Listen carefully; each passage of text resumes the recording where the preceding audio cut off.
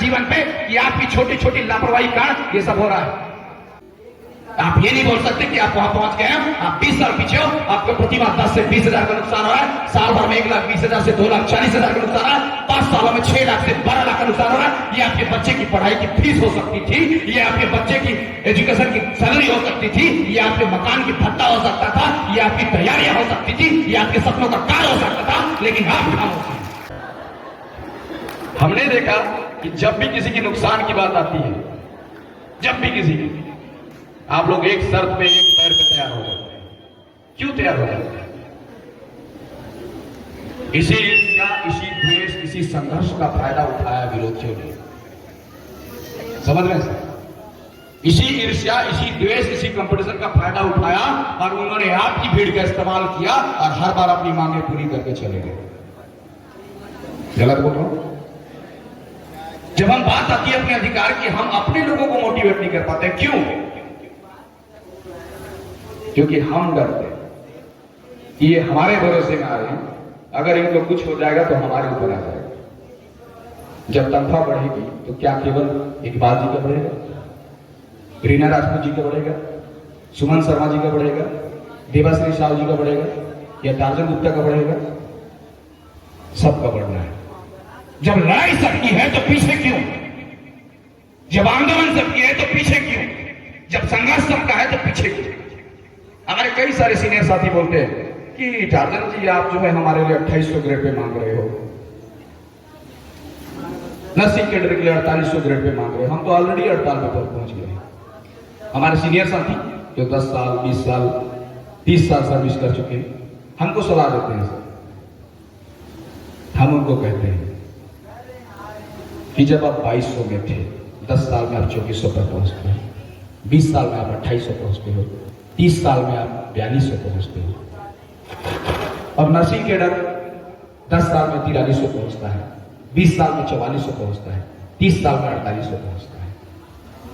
और टेक्नीशियन आज पैदा होता है, 2800 में जाता है, 10 साल में 4300 जाता है, 20 साल में 4400 जाता है, जिसकी योग्यता कम है, प्रशिक्षण अवधि कम है, लेकिन आपसे ज्यादा लेता है। क्यों?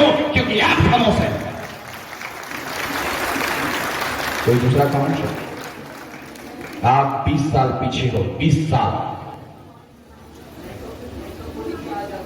साल पीछे हैं आप ये नहीं बोल सकते कि आप वहां पहुंच गए हैं, आप 20 साल पीछे हो, आपको प्रतिमाह 10 से 20 हजार का नुकसान हो रहा है, साल भर में 1,20,000 से 2,40,000 का नुकसान हो रहा है, 5 सालों में 6 लाख से 12 लाख का नुकसान हो रहा है। ये आपके बच्चे की पढ़ाई की फीस हो सकती थी, ये आपके बच्चे की एजुकेशन की सैलरी हो सकती थी, ये आपके मकान की भत्ता हो सकता था, ये आपकी तैयारियां हो सकती थी, ये आपके सपनों का कार हो सकता था, लेकिन आप खामोश हैं। लाइव डिबेट देखा आपने?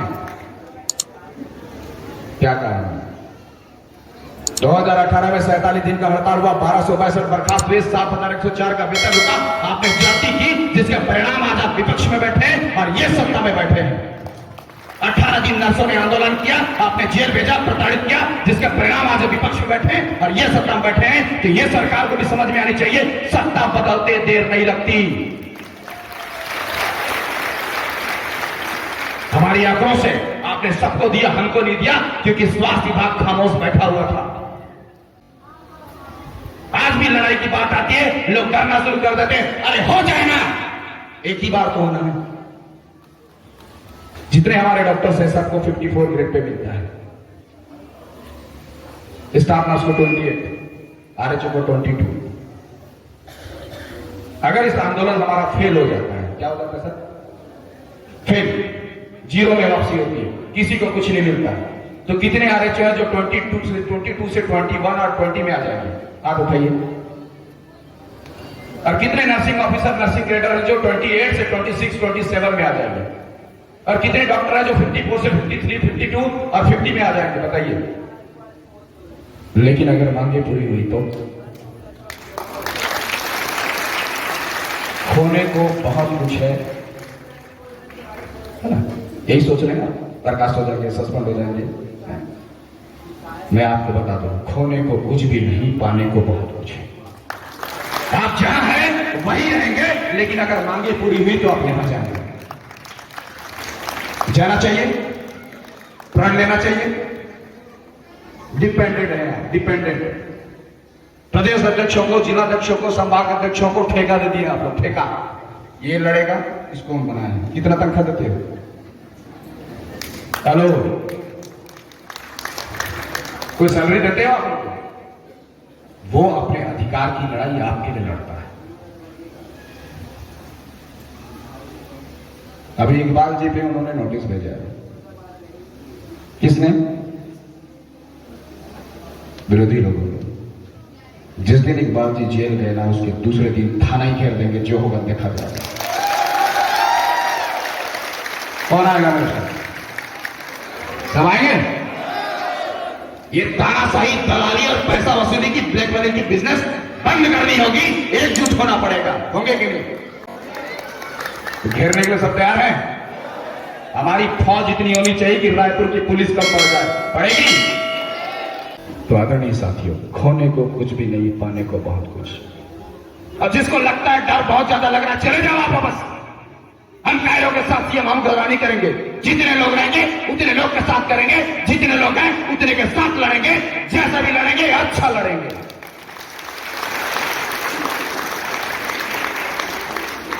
ये हमारी लड़ाई। आज हमारी तनख्वाह सुधरती है, हम अपना स्टैंडर्ड चेंज करते हैं। आज हमारा वेतनमान बढ़ता है, हम अपना रुतबा बदलते हैं।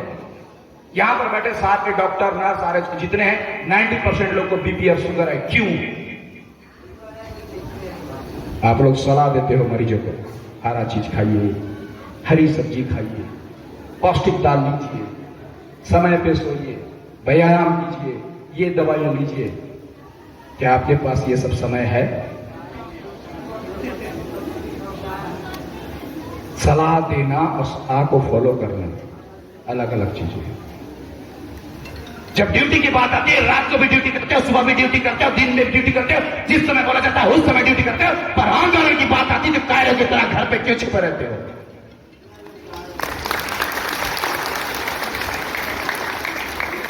किसका करियर खराब कर रहे हो? अपना खुद का, अपने बच्चे का, अपने परिवार का करियर खराब कर रहे हो आप आंदोलन में आकर। कर रहे हैं कि नहीं? जो लाभ आज आपको मिलनी चाहिए वो लाभ नहीं मिल रही है। आप अपने परिवार का शोषण कर रहे हैं। ऐसे जीवन पे कि आपकी छोटी छोटी लापरवाही कारण ये सब हो रहा है। आंगनबाड़ी हड़ताल किए, मिला 6,500 से 10,000 पहुंचे। बात 3,500 बढ़ने की नहीं है, आज 40% वेतन बढ़ने की बात है। पंचायत सचिव ने आंदोलन किया, 2,500 रुपए मिला। बात 2,500 की नहीं है, 5-10% वेतन बढ़ने की है। आपके बगल में जब 11 तारीख को हड़ताल थी, बगल में सफाई कर्मी और रसोईया बैठे हुए थे। 500 रुपया उनका 15 अगस्त को घोषणा हुई। बात 500 बढ़ने की नहीं है। जो 25 को ले था उसे 3,000 मिलेगा, अर्थात 20% तनख्वाह बढ़ने की बात है।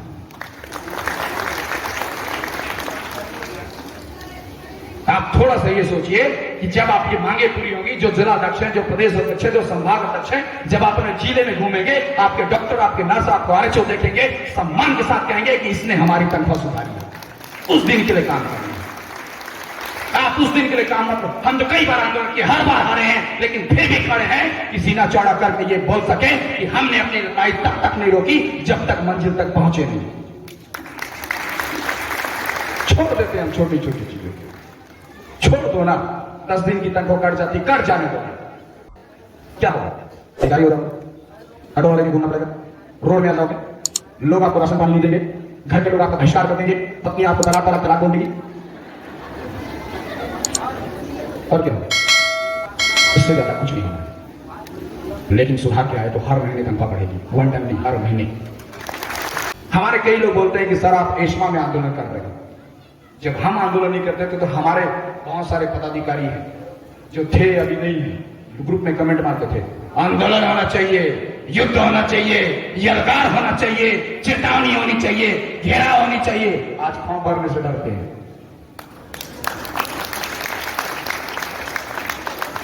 जब हम पहले आंदोलन पे बैठते थे, सरकार 20 दिन 25 दिन बैठने के बाद एस्मा लगाती थी। 20 दिन 25 दिन बाद आपकी हड़ताल सफल होती थी।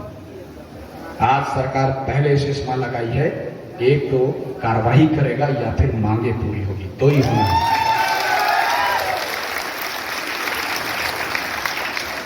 तो देखें कितने लोग बड़ा बड़ा बात करते हैं और कितनी जल्दी ज्वाइनिंग करते हैं, हम भी देखना चाहते हैं। हम तो देखने के लिए बैठे हैं। कम से कम ये इतिहास में जवाब तो दे पाएंगे कि जब तक हमारा संघर्ष था हमने किया तो सही, क्या मिला क्या नहीं मिला छोड़ दीजिए, लेकिन संघर्ष है।